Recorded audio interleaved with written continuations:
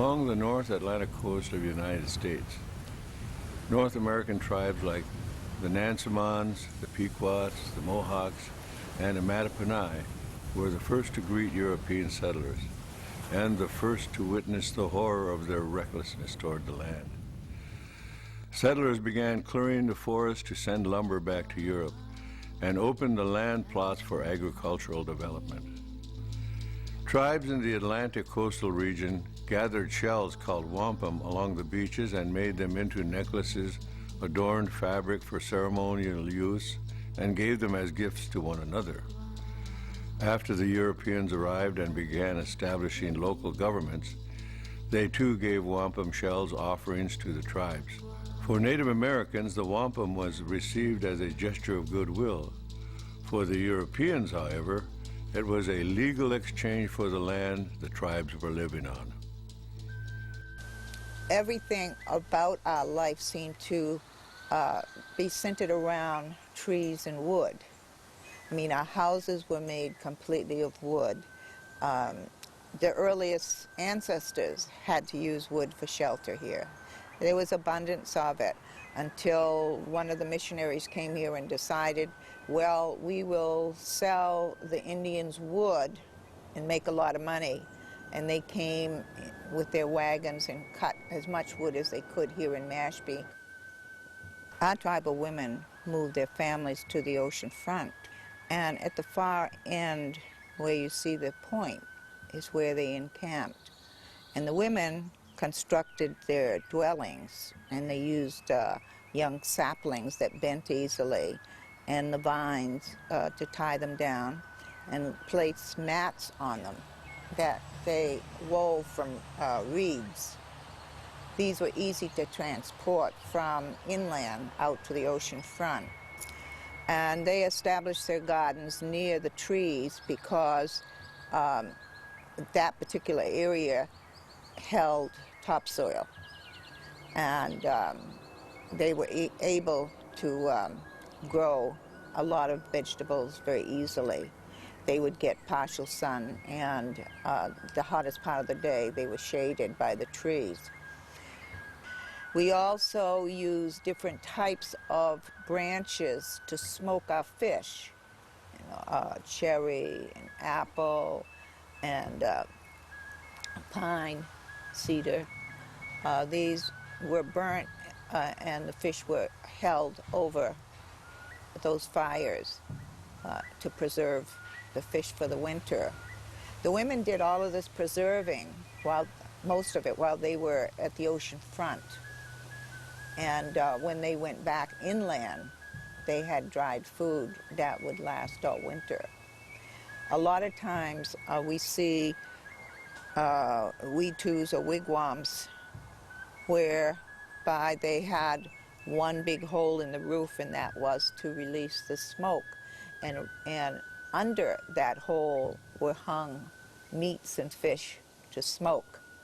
In a portion of the Pequot Tribe's Museum and Research Center in Connecticut stands a life-size reconstruction of tribal village life in the early 1600s. For Native American artists involved in the research and reconstruction of the village, it became a sacred journey into their cultural past and heightened their appreciation for the importance of passing on traditional knowledge. Trees were our main way of protecting ourselves from the element, the way we're using them right here, right now for our homes. What we had were cedar frames, and we would peel the bark off the cedar, and we'd get the saplings and bend them over. And then we would cover the frames with different types of bark: tulip poplar bark, ash bark, hemlock bark. Also, they would have been covered with elm bark, but there aren't too many elm trees left around.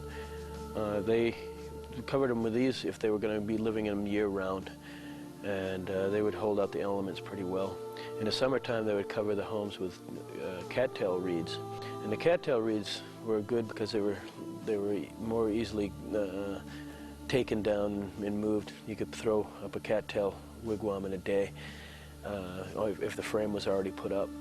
And what they would do is they would put up a frame in their summer camps, summer areas, and they would they would move away from their permanent winter homes, which would be larger villages, and they'd move to their smaller summer camps, which were more or less situated either in the middle of their cornfields or over towards their fishing areas. And these were food gathering camps, and they would fill up the wigwams until they filled up with food, and then they'd dry everything and smoke everything and put it into their storage pits. And when the winter time came, they'd take the cattail mats down, and they would either, if they weren't good enough to go up the next year, they would use them to line storage pits. And probably the best thing that I've learned about this is, you know, the continuity that it gave us, this generation here, with the older generation. And when I'm older, it'll probably be able to pass that on to the younger ones, because I know how to do it, not just something that I knew that people used to do and I might know how to do it, but it's something that we actually hands-on did.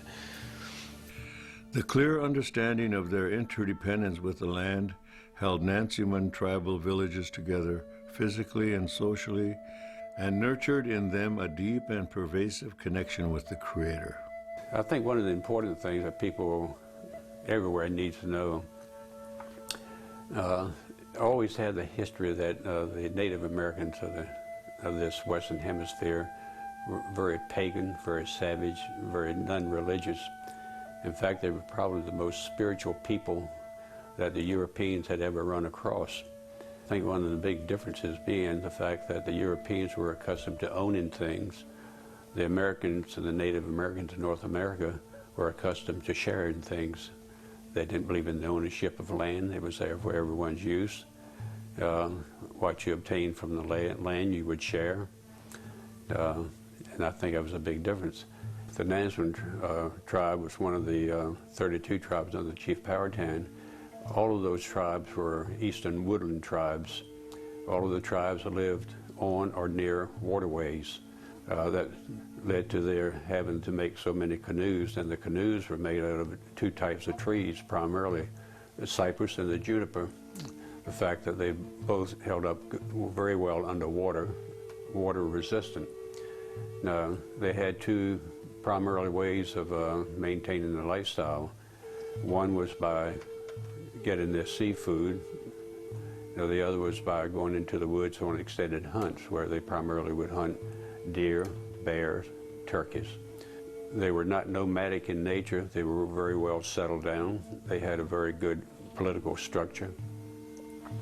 The type of dwellings that the various tribes in the Tidewater area used, the woodland Indian tribes and the Powhatan, we called them longhouses.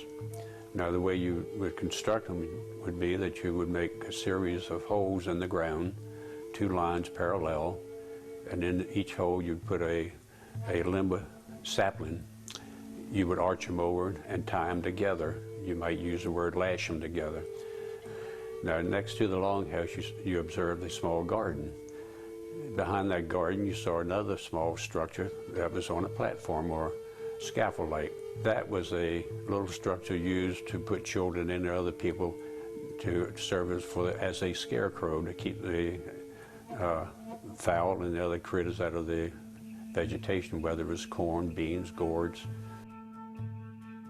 The Nansemond would often plant a tree to mark the grave of a loved one, both as an act of respect and an honoring of their family members' return to Mother Earth.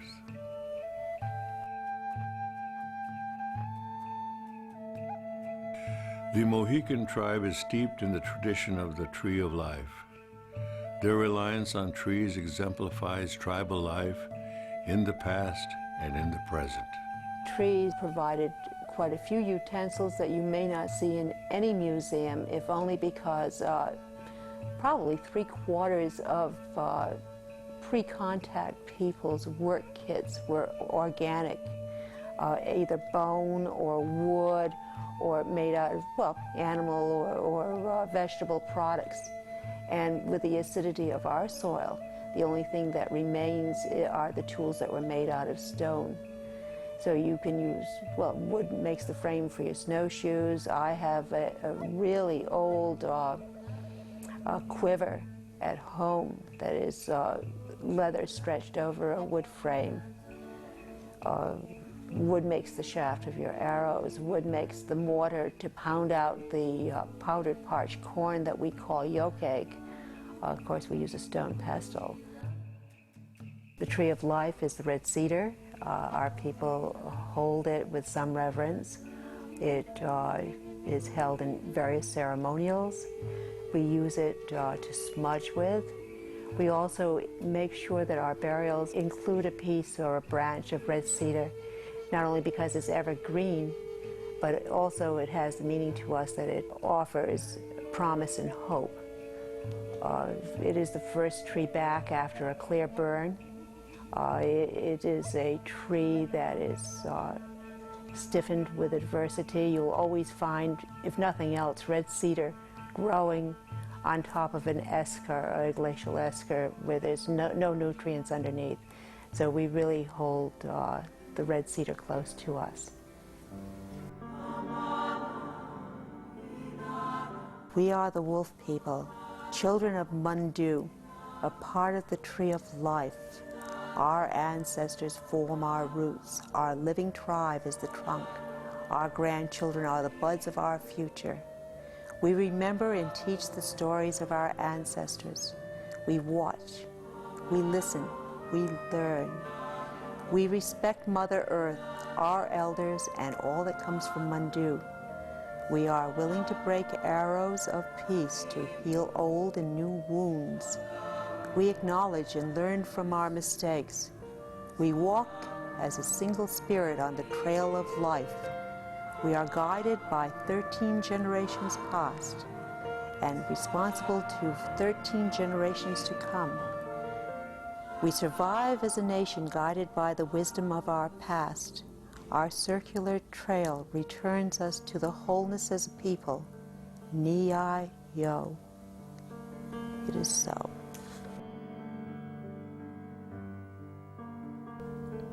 Chief Jake Swamp modeled himself after the peacemaker who lived many years ago and who encouraged the end of years of fighting among tribes of the Northeast. The peacemaker, as he was called, led the people to bury their weapons, bringing an end to violence against each other and in the beginning of peace in the region. The peacemaker chose the white pine tree as a sign of peace that followed. At that time, about 1,000 years ago, the peacemaker placed an eagle on top of the white pine tree. And he is a symbol of seeing very far into the future, because the eagle is known to have a very good vision. And so he felt that the people needed a symbol to go by, and that was the eagle. Eagle's eye view of the future. If at a time, any time in the future, anything was coming towards them, they would always be visionary. That would recognize the danger approaching, and they would all come together to meet it head on, whatever was coming their direction. And he also gave them a prediction at that time when he established the great white pine as a symbol for the peace that they had established. First, they had buried all the weapons of war and placed it under the tree of peace. And then the 4 white roots went into the 4 directions. And the purpose of those roots was to spread the peace. And then he told the first leaders to stand in a circle and to enjoin their hands in a circle. He said the day would be coming when a people would come. They would not understand the purpose of these white roots that are extended to the 4 directions. Instead, what they would do is they will be threatened by this root. And they will take sharp objects and they will start to hack at the roots. And they will start to move slowly and they will go towards the trunk of the tree. He said the day will come when the tree will weaken. And then he turned to the leaders again and he said, "You, the leaders, will remain strong with your joined hands. As when this tree falls it will land on your arms, and you will hold it there for a long time, burdened with its weight and its heaviness. You shall never permit it to touch the ground, for if you do, peace will never come back. And so he said, this is what's going to happen when you are burdened with its heaviness. There will be children born in the future, and when they look in your direction, and they will see how burdened you are, then many of them will get together, and they will start running towards you. And they will get under this tree, and they will help you to raise this tree again. But it will be for the last time. And there's a prophecy in our nation that says that when the people start to find themselves again, they're coming from all the directions. When they find themselves again, they will bring them with them their experiences, and they will put it into one bundle. And when everybody has put out the experiences together and put it into one bundle, then the bundle will be tied, and it will be very sacred time. Chief Jake Swamp continues the work of the peacemaker through the Tree of Peace Society, planting indigenous trees and peace ceremonies throughout the world.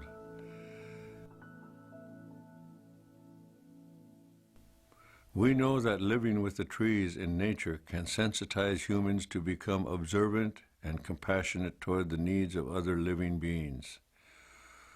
Once we learn to provide opportunities for our children to experience the gifts of nature, to sensitize their souls and introduce them to the importance of their role as stewards of the land, we will have given them everything.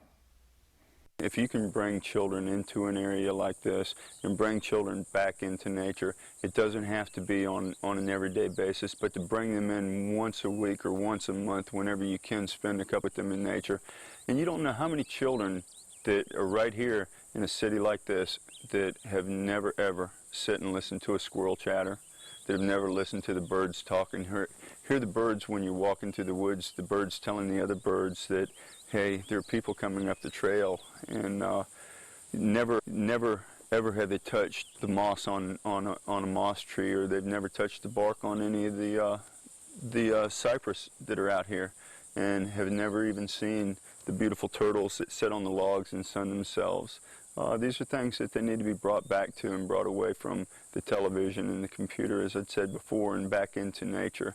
They need to be brought into an awareness of all the little things around them that can make them and bring them a blessing in life and bring them a happiness in life. Hundreds of years ago and still today, that we try to teach our children, if you will look and if you will listen, you will learn and you will survive. And this includes our environmental impact. They have to look, they have to listen, and they have to learn, or we won't survive. Some of the things that we have lost in vast nature, like the cedar trees and the different pine trees that we so much generously use the saps from and used for healing process. If you look at just about any bottle of cough syrup or any bottle of medicine in a drugstore on a counter today, you'll look at the back of that bottle, Apanol from the pine tree, and it's used for abrasions, for sores, for body ulcers, things like that, skin cancers. And you'll find these things, these medicinal purposes in medicines that they call everyday medicines, over-the-counter medicines today. Mentholatum from the mentholyptus tree, or from the plants themselves, from the spearmint plants that are used in cough drops and in cough syrups. You'll find all these things that were traditionally used in medicinal purposes that are used today. And so if we don't think by killing off these forests and killing off these vegetations that we're not killing off only our medicinal plants and natural uses, but killing off the over-the-counter medicines that we have, then they're wrong. When a person understands the interdependence indigenous people have with nature, it becomes very clear why we call the earth Mother. We would go down to the riverbank and we would pick the grass, reeds from the grass from the riverbank, and then we would put them together. And while they were green, we could make rope out of these. And when they were dry, we had to wet it down in water in order to make it pliable for making rope out of. But we'd put as many pieces of the grass together for the thickness of rope that we needed. And we would separate it into two parts. And first we would twist the piece of rope this way and hold it tight with our finger. And then we would twist the other side, and then we would wrap one side over the other. And then we would keep on twisting.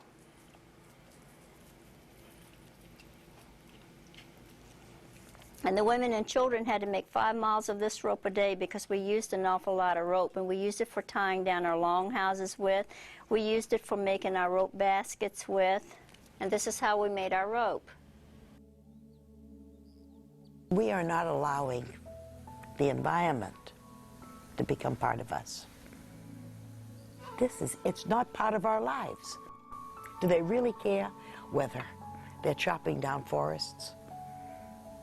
Do they really care about saving what is there? And you don't see it. And I think this is where we're missing the boat with all of the environmental groups. They're not stressing the need that this is a part of your life. I'm not against growth process or building or people having homes. I'm against destroying what is unnecessary to make it happen. And this is what I see taking place. It's transpiring at a rapid clip. Greed is a terrible disease. Very difficult to compete. Greed is a predator. And I think we have a duty and an obligation, and I cannot reiterate that enough, to try to show the connection, that we are connected. Truly, truly, we belong to each other.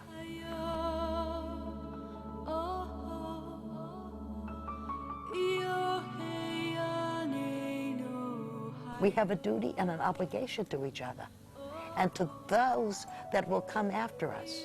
And if not our posterity, all posterity, because they all belong to us. And we have as much of a duty to preserve what is growing as we do the child. And you know, every time people question about life, think about what blooms every year, comes back. If the Creator does this for a tree and a flower and all that comes from the earth, what must He do for the human being and the soul? And that soul is connected to everything that grows from this earth. You know, I realize this planet's on loan, and the Creator gave us the greatest gift He could give us. And I think we should my grandfather used to say to me, we have to take care of this place like it was a library book, Thomasina. And you've got to make sure that when you return it to the public library, it's in the same condition as when you took it out, so that someone else has the opportunity to use it. I shudder to think that today, if the Creator asked for this planet back, what condition we would give it in. Do you ever think about that? This would be a tragedy. When I was a little girl in school, sister, I was in a parochial school. The sister, we were studying about coat of arms, and the coats of arms that the different countries had, whether you were from France, whether you were a Capet, or whether or not you happened to belong to the Plantagenets or the Windsors. They had all of the different family crests. And I went home to my grandfather and I said, what is our family crest? We're an Indian family living on Cape Cod. And another person would have said, well, Thompson, we don't have one. We're Indian people. But he didn't. He sat down and he took a piece of paper and he drew a circle. And he put a deer and a fish and a rabbit, a bird, all of the animals that were there and a tree, and he said, this is who we are. This is our crest. We are of the land. We're all connected. All of this. In the Indian point of view, earth does not belong to man. Man belongs to the earth. Man did not weave the web of life. He is merely a strand in it. Whatever he does to the web, he does to himself. All things are connected, like the blood which unites the family of man. What we think and say and do to each other is how we think and speak and act towards land. It's all a part of one story. If we listen in earnest to the spirit of the trees, what new relationships will we build? What new visions will we share? What journeys will we take? And what living knowledge will be witness to our actions on behalf of Mother Earth?